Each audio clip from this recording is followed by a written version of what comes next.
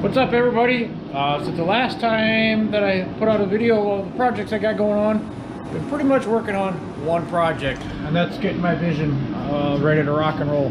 My main thing was I hit a big bump a couple of weeks ago and ended up, you can't see, it's too dark in here, but anyway, cracked the inside of the saddlebags. Pretty common, especially on a bike that's been lowered a little bit. So when I was investigating how it cracked my saddlebag, it also took a chunk out of my belt, which the belt had 50,000 miles on it, and it's time to change it. It'll go for 100, but I'm not going to push it. So anyway, that was my big thing, was just putting a new belt on it.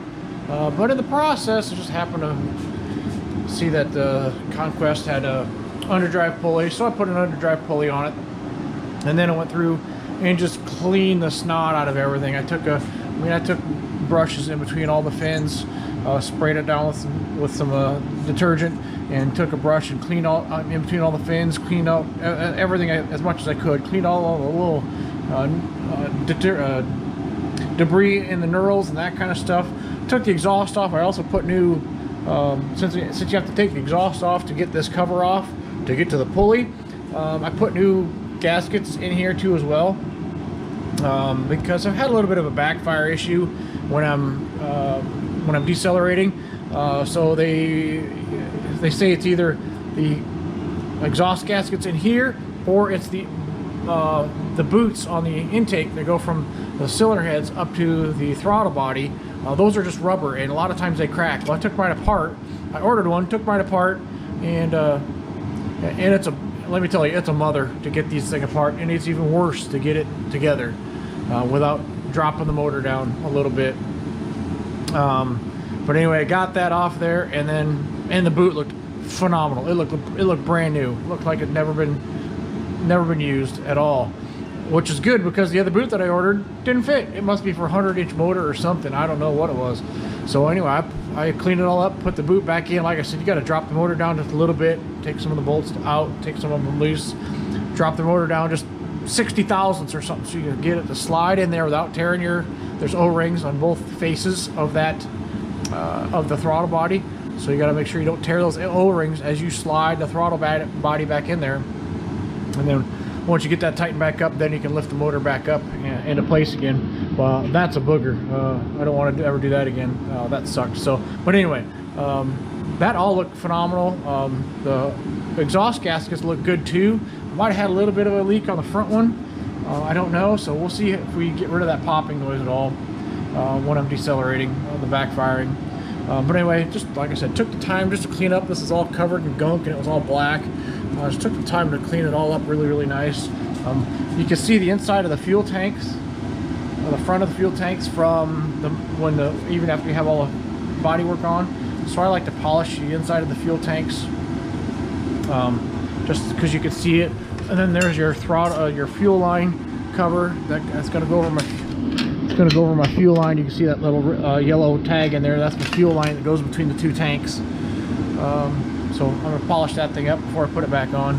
But anyway, that's where I'm at today. Hopefully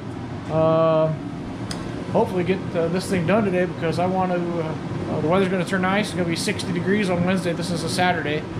It's supposed to be 60 degrees on Saturday, so I want to get out and get some miles on it after work, if I can do that at all. And then we'll slide the motorcycle out, and we're going to bring in the Sea-Doo, because should have the motor back from Group K. Get some sleeper work done on the cylinders for that thing. So anyway, we're going to throw this on time lapse. Here we go.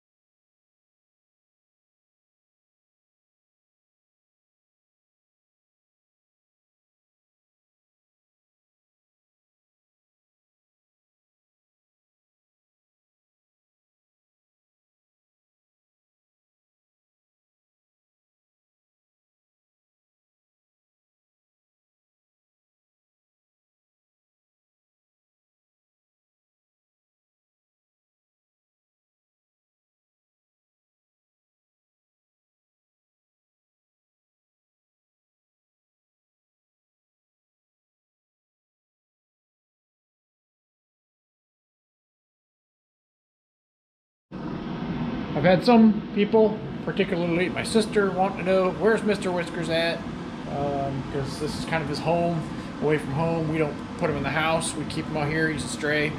So I put a cat door in the front of the garage here, the front of the shop, and then he can come and go as he pleases. So where does he hang out? He hangs out right here. That's his chair. And he lets you know it. If you're sitting in this chair, he lets you know that that's his chair. Sits underneath this little heater here. Keeps him nice and toasty. He'll stay in here all night long. Anyway, that's where he hangs out. He's my buddy.